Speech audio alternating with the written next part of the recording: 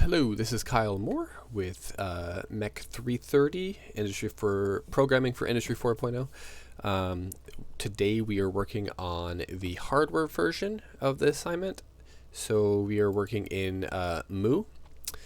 As usual, I've pre-written the code so I can cut down on video time, comment it as best possible, but we'll go through it.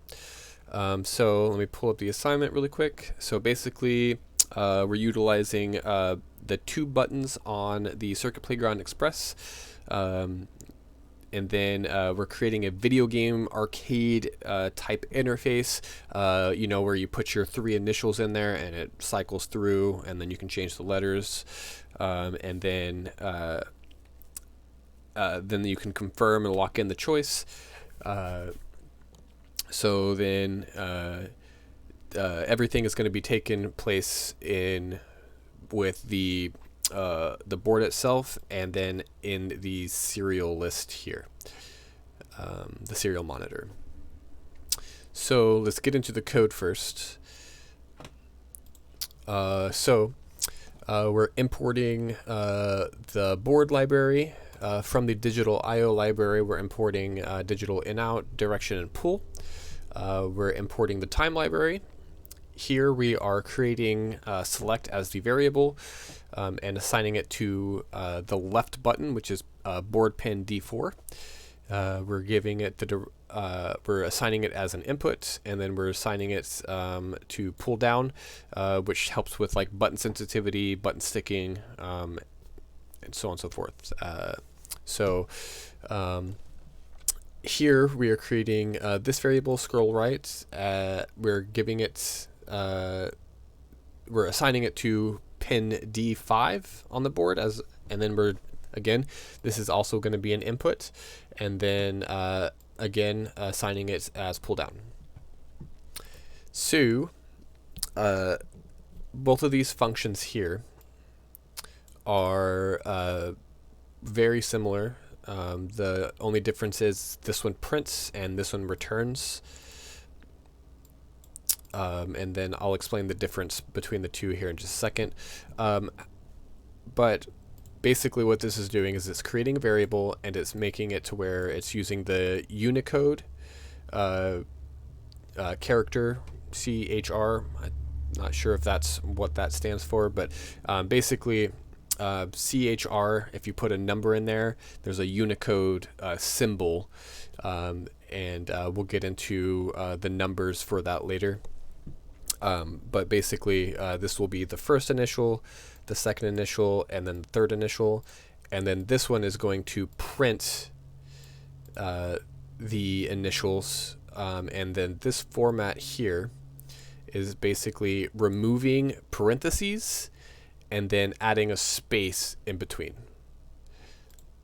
So yeah, and then this one is returning. So we're returning so we can use this function as a variable later when we call it, and I'll explain more about that later. So here we are creating temporary variables and assigning them to 65. So CHR 65 is capital A. And then it goes all the way to, I do believe, 90, which is capital Z. We are creating an empty list here called entries. We're creating a scroll counter, so when the right button is pushed, it will count the number of pushes, and we're going to use that for some program manipulation later. This is a loop control counter, so I was having an issue to where I had a while loop, and I couldn't figure out how to get it to stop spamming the serial monitor, so I'm controlling it with a counter, and I'll kind of explain that a little bit later. We're creating a message, and we're adding on to the message, so when this is run, it will we're going to be printing this later. And then we have some the temporary variable manipulation right now. So basically this is going to say that once you get to Z, if you click on the button again, it will revert back down to A.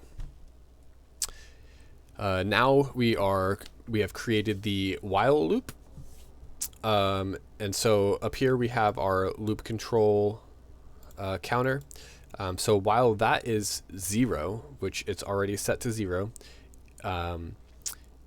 and if the scroll counter is 0, which it is to 0, it's going to print this message up here. It's going to wait for 0.2 seconds, and then it's going to set loop control to 1.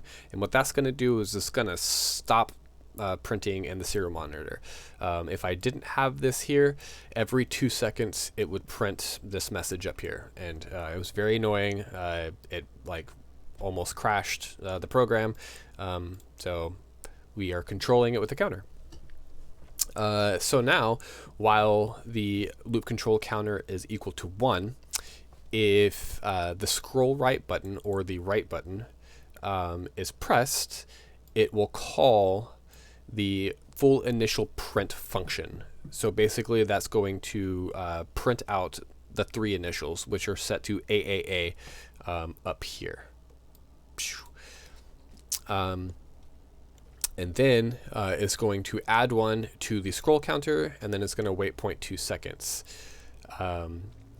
Now, while the scroll counter is 1, this whole while loop right here is to manipulate the first initial.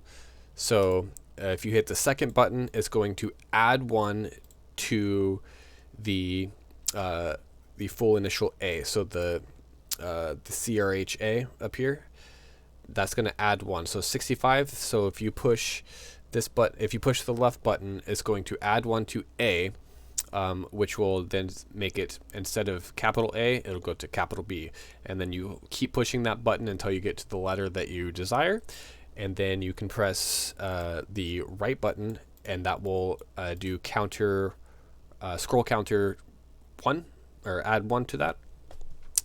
Which will then move to this second while loop, or not second, but this while loop, which will then manipulate the second initial, the middle initial. And then same thing, you keep pushing the left button, it'll keep adding 1 to that temporary variable here, which will then change the letter, going through the alphabet until you get to where you want to be, and then you can press the right button again, and then it'll go right back to over here to this next while counter, which then manipulates the third initial.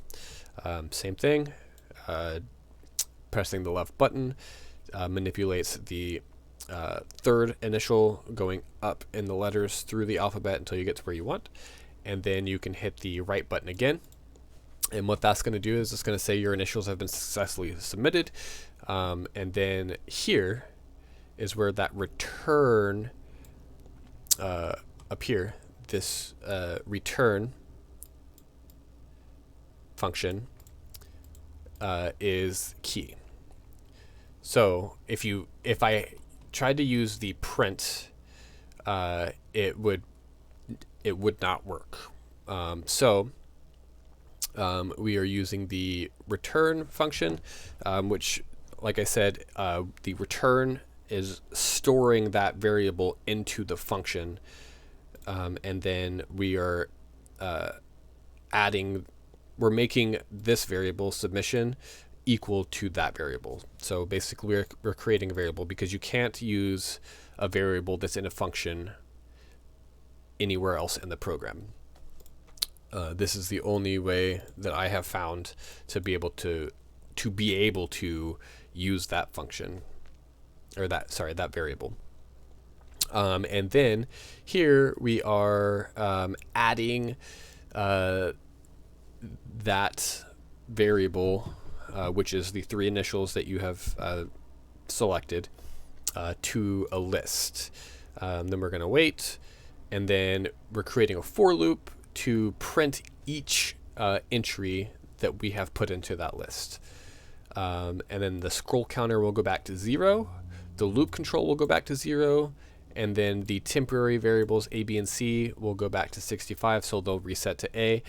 And what all of these resets here will do is it's going to restart the whole loop. Let's go ahead and get started. Let me pull up the serial monitor here. I'll turn on my other camera. There's my circuit playground board. We're gonna click save, and then there's the message right here. Alright, so use the buttons to enter your initials. The left button will cycle through each letter, the right button will select the next letter. Press the right button to begin. So we're gonna press the right button. Boom, there you go, AAA. Alright, so if I press the left button, it is going to change the first initial. Alright, so K. My name is Kyle. I'm not going to tell you my middle name, but the initial's D. But we're going to hit the right button, and then so I'm going to have to go back in and change the wait times because it definitely went too fast through that. But anyway, we're just going to go...